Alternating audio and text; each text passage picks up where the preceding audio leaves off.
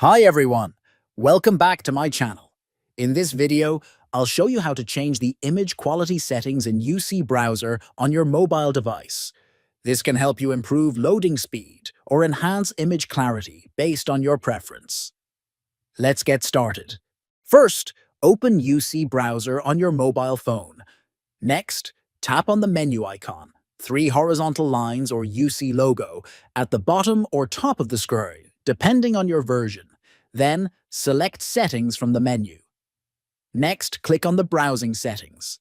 Then look for Image Quality. You will see three options: Low, faster loading with lower image quality; Medium, balanced quality and speed; High, best image clarity but uses more data. Tap on the option that suits your needs. Once you select your preferred setting, the changes will apply automatically. You can now exit the settings and continue browsing. That's it. Now you know how to change the image quality in UC Browser. If you found this video helpful, don't forget to like and subscribe for more tutorials. Thanks for watching, and see you in the next video.